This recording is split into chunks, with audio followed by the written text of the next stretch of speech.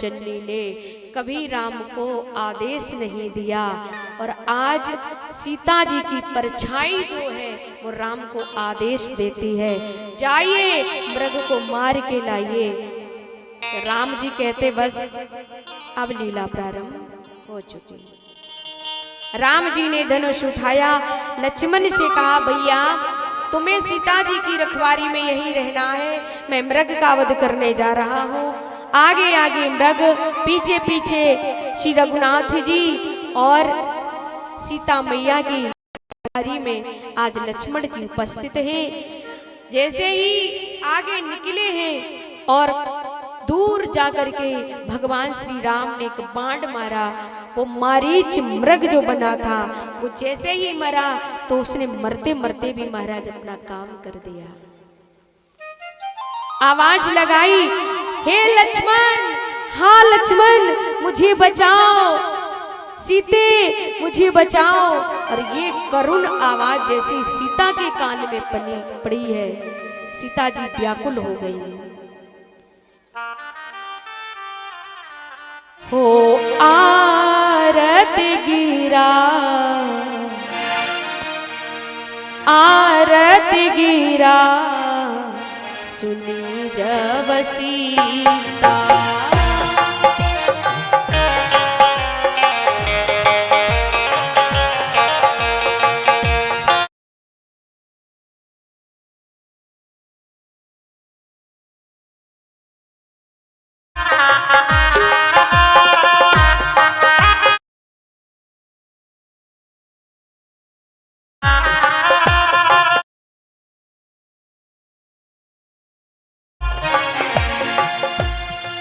जैसे ही आर्त बाणी करुण पुकार मैया सीता ने सुनी है तो क्या कहती हैं, भैया लक्ष्मण तुमने कुछ सुना?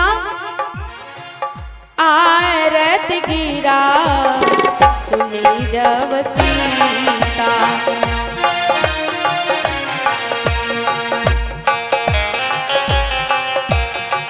कह लक्ष्मण सन परम सभीता, कह लक्ष्मण सन परम सभीता।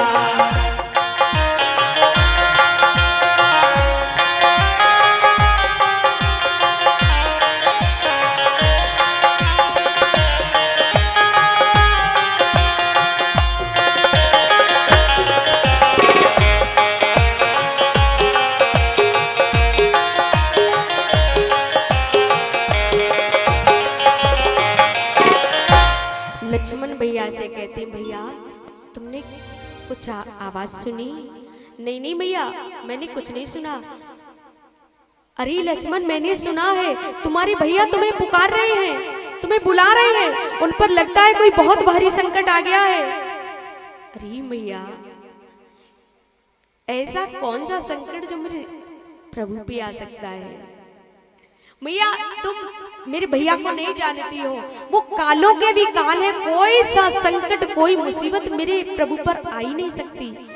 लक्ष्मण लक्ष्मण तुम जाने के लिए तैयार नहीं हो ना? अरे मैंने सुना है भैया तुम्हें बुला रहे हैं, तुम्हें पुकार रहे हैं। लक्ष्मण जाओ ना, मैया मैं तुम्हें छोड़ करके नहीं जा सकता, मेरे भाई की आज्ञा है, और मैं तुम्हें छोड़ करके गया तो कुछ अनर्थ हो जाएगा। मैया मैया मुझे विवश मत कर। और आज मैया सीता ने कुछ मार्मिक शब्द कहे और कहा, लक्ष्मण मैं जान गई हूं तुम्हारा प्रेम दिखावा है, तुम भैया को बचाने नहीं जा रहे हो। तो आज लक्ष्मण ने अपने बाण से एक रेखा खींची और कहा, माँ मैं जा तो रहा हूं लेकिन किसी भी हालत में तुम इस रेखा को मत लांग देना। और यहाँ पर ध्यान देना भक्तों, रेखा तो खींची है। आज सीता मैया ने एक ही दिन में 3 गलतियां कर दी, और जो मातृशक्ति, जो माँ बहन यहाँ पर जितनी बैठी हैं, ये 3 गलतियां जो करेगी उसका हरण होगा ही होगा। ध्यान से सुने, मैया सीता ने गलती की है, पहले तो एक तथ्य ये है कि आप सोच लो कि वो सीता मैया है ही नहीं, वो सिर्फ और सिर्फ परछाई है। लेकिन अगर मानते भी हो कि वो सीता जी हैं,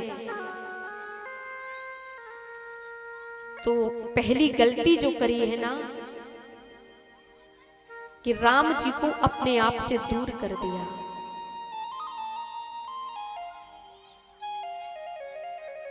और दूर क्यों किया? बोले सांसारिक चीजों के लिए। जाओ मृगशाला लेकर के आओ। राम जी चले गए और लक्ष्मण जी साथ में थे वहां पर। अगर लक्ष्मण साथ रहते तो रावण की औकात नहीं थी कि सीता को वो टच कर पाता, छू पाता। लेकिन दूसरी गलती मैया की कि राम को तो भेजा ही भेजा, साथ में लक्ष्मण को भी भेज दिया। अब अकेली बची है। तीसरी गलती, पहले तो अकेली रह गई और दूसरी गलती ये, दूसरा ये कि जो रेखा खींची हुई थी उस रेखा को भी लांघ गई। ध्यान देना माताओं, रेखा माने होता है मर्यादा। रेखा मीन्स मर्यादा।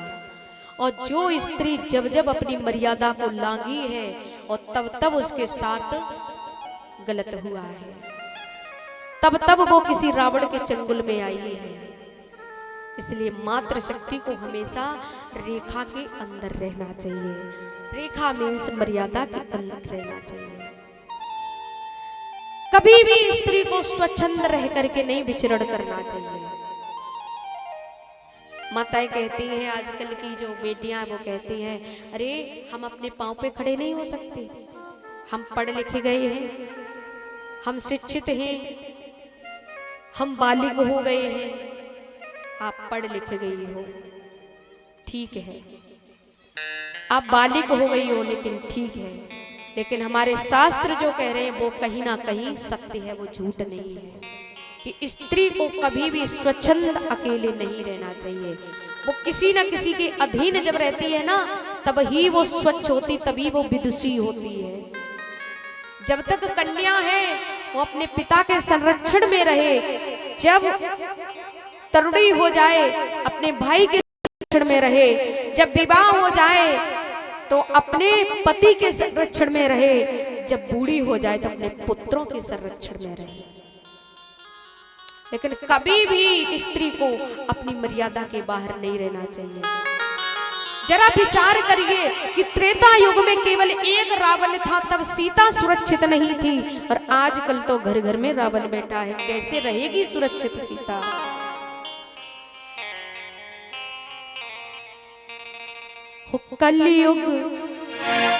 कलयुग बैठा मारी कुंडली, जाऊं तो मैं कहाँ जाऊं, हर घर में अब रावण बैठा, इतने राम कहाँ से लाऊं। अब रावण बेटा इतने राम कहाँ से लाऊं, हर घर में रावण बेटा इतने राम कहाँ से लाऊं। तब एक रावण था तो एक राम पैदा हो गए थे, और एक राम ने एक रावण को मार दिया था। लेकिन आज हर घर में एक रावण बैठा है। इसलिए सीताओं से निवेदन है कि अपनी मर्यादा को मत लांघना। मर्यादा लांघना माने जानती हो? बताऊंगी। कलयुग बैठा मार कुंडली, जाऊं तो मैं कहाँ जाऊं, अब हर घर में रावण बैठा, इतने राम कहाँ से लाऊं। हर घर राम कहाँ से लाऊं।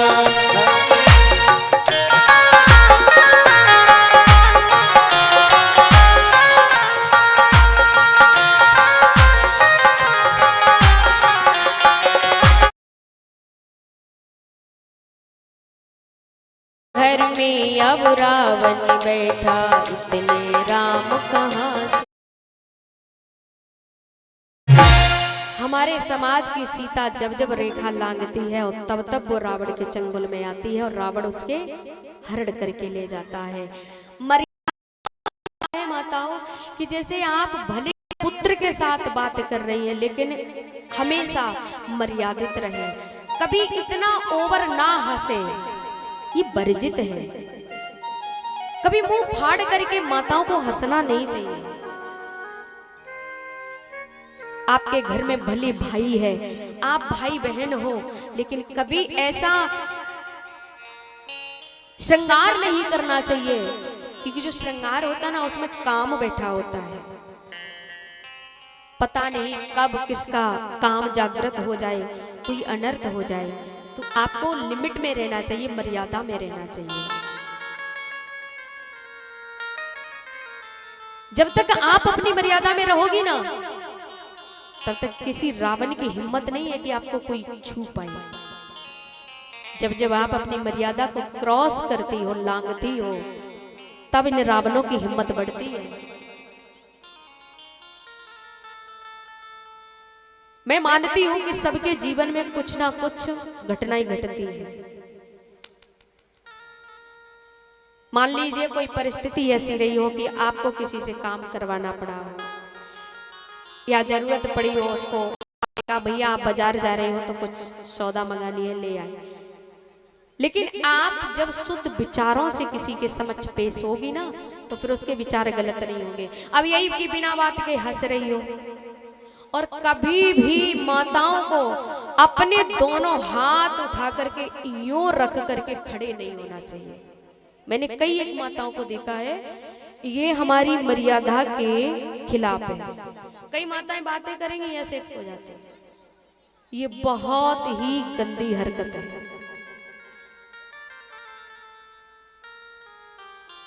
ये उनमें आती है ना जो बदचलन स्त्रियां होती हैं, उनकी कैटेगरी में आती है हरकत। ऐसे कभी हमारी सभ्य माताओं को खड़े नहीं होना चाहिए, कभी भी अपना अंग प्रदर्शन नहीं करना चाहिए, कभी भी पहनावा ऐसा नहीं पहनना चाहिए कि सामने वाले को देख करके उत्तेजना आ जाए। पहनावा शुद्ध हो। हम आप पर बहुत गर्व करते हैं, माता इतनी सुंदर सब बैठी हैं, सब अपनी साड़ी में, सभी अपनी मर्यादित शब्दों में रहती हैं, कितना सुंदर लगता है। बड़े बड़े शहरों में आप चले जाइए, अर्धनग्न घूम रही हैं सुपनखा।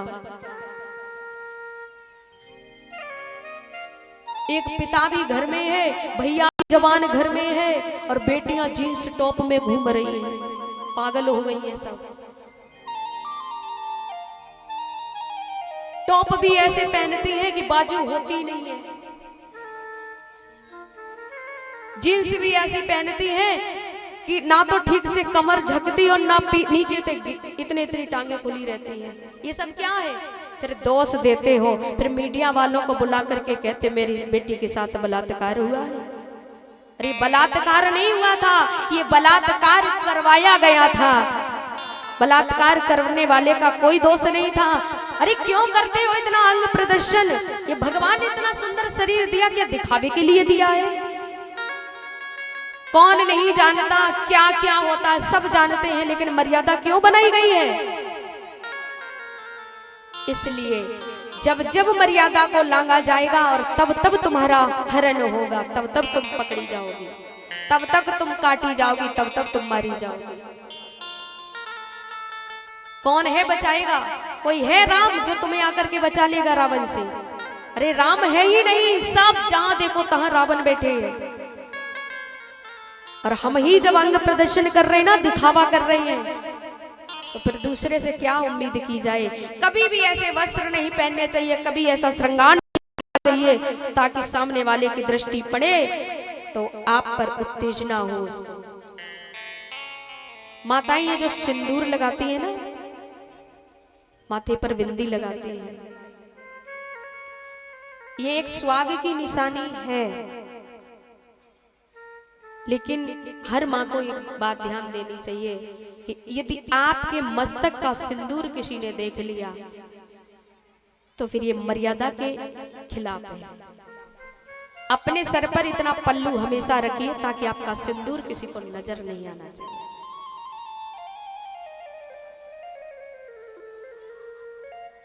क्योंकि जो सिंदूर, बिंदी, लिपस्टिक ये सब होता है ना, इसमें काम का वास होता है। मान लीजिए कि आप कहीं खड़ी हैं या कहीं बैठी हैं, आप खूब हंस रही हैं, खूब बातें कर रही हैं, हो सकता है कि सामने वाले के विचार कहीं गलत हो जाए, कोई अनर्थ हो जाए, इसलिए अपनी लिमिट हमेशा याद रखनी चाहिए। अब सब लोग कहें कि ये तो पुरानी बातें हैं, पहले इतना मर्यादा रखते थे लोग, घूंघट करते थे, आज की पढ़ी लिखी बेटियां हो गई हैं, तो ये तो सब चलता है। मैं बता दूं आपको, चलता है, लेकिन मेरे भारत में नहीं चलता है। ये चलता है कहाँ? विदेशों में चलता है। कि हमारे हिंदुस्तान की संस्कृति नहीं है कि टॉप और जीन्स पहन करके और सुपड़ खां बनी घूमती रहो, आधी आधी नंगी, आधी पहने हुए। चलता होगा कहीं और, लेकिन मेरे हिंदुस्तान की संस्कृति नहीं है कि ये सब चलेगा। और अगर आप मनमानी कर रहे हो, चलता है, तो फिर ये भी चलता है कि उन्हीं का बलात्कार भी होता, उन्हीं की किडनैपिंग भी होती है, इसमें कोई दोहराए नहीं है।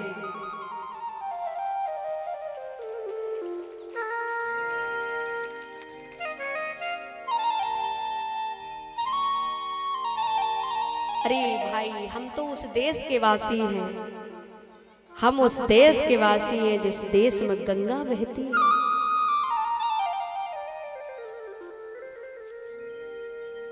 हम वहां के रहने वाले थोड़ी हैं जो केवल एक बार मिले और आई लव यू बोला, विल यू मैरी मी। हम उस देश के नहीं हैं। हमारे यहाँ रिश्ते जो हमारे माता पिता तय किया करते हैं और जहाँ पर बेटी को भेज देते हैं, उसी को वो बेटी अपना घर मानती है। हम तो उस देश के वासी हैं कि जहाँ पर सास ससुर में माता पिता को देखा जाता है, जहाँ पर हर पुरुष को राम और हर स्त्री को सीता समझा जाता है।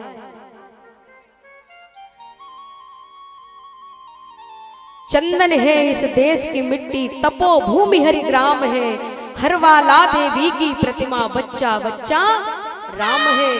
हम उस देश के वासी हैं। इसलिए मैयाओ, सीता मैया ने जो 3 गलतियां करी है ना, इसलिए उनका हरण हुआ है।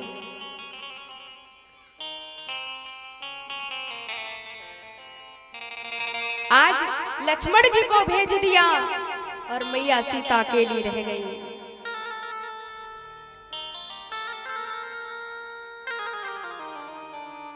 रावण आया, जोगी का वेश बनाया था, आकर के बोला माताम भिक्षाम देही।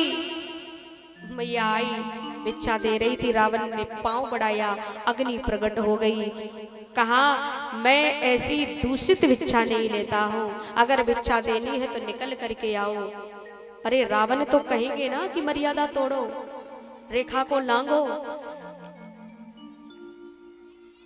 हम लोग क्या करते हैं कि अपने घर से ज्यादा दूसरे पर विश्वास कर लेते हैं। और मैया ने क्या किया, ये लक्ष्मण कह के गए, वो बात सही नहीं है, बोले ये सामने वाला ठीक कह रहा है। कोई आएगा ढोंगी पाखंडी और वो अपनी बातों में लपेट करके कुछ ना कुछ आपसे बता के, ये तंत्र मंत्र जंत्र करके और अपना काम बना करके ले जाएगा। मारे जाओगे तुम, कहीं के नहीं बचोगे। रावण आया था ढोंगी बन करके, वो बेस सब चंदन वंदन पोत बात के, झोली लटका के, कहता है मैं ऐसी भिक्षा नहीं लेता, इससे पाप लगता है, पुण्य नहीं मिलेगा, तुम्हारा ग्रस्त धर्म नष्ट हो जाएगा। अगर कोई ऐसे आकर के आपसे कहे तो उससे कह देना ये देहरी है ना, देहरी मेरे घर की, ये लक्ष्मण रेखा है, और इसके अंदर तू आएगा ना जल करके राख हो जाएगा, तेरा कुछ बचना नहीं है। और तुझे क्या लगता है कि जो सीता मैया ने गलती करी थी वो मैं करूं गलती? नहीं नहीं नहीं, हमें राम कथा सिखाती है, हमें राम कथा बताती है, हमें कथाएं सिखाती है कि जो गलतियां हो गई वो हम थोड़ी करें।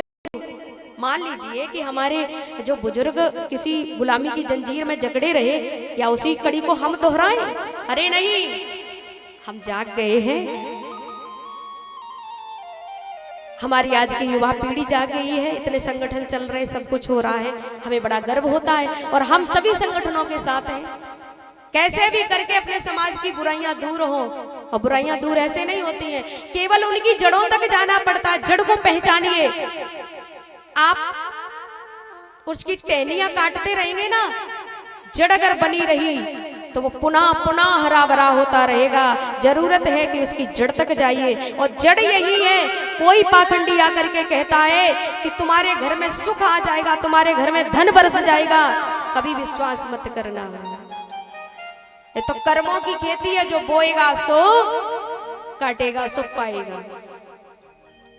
रावण आकर के कहता है मैं ऐसी भिक्षा नहीं लेता हूं, तुम्हारा ग्रस्त धर्म नष्ट हो जाएगा कि साधु द्वार से जा रहा है। मैया को जरूरत थी वहां पर कह देती तेरे जैसे 360 आएंगे, मेरे भाई मेरे लक्ष्मण की रेखा है और मैं इसे नहीं लांग सकती हूँ।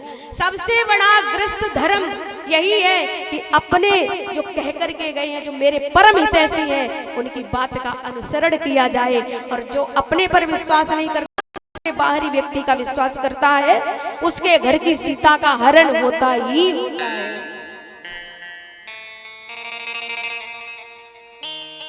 तो मैया ने बात नहीं मानी और उसने जैसा जैसा कहने को करने को कह दिया, मैया ने वही कर दिया। निकल करके चली गई, लो तुम भिक्षा ले लो। लक्ष्मण की रेखा जाए पहाड़ में, निकल गई, रेखा को लांग दिया।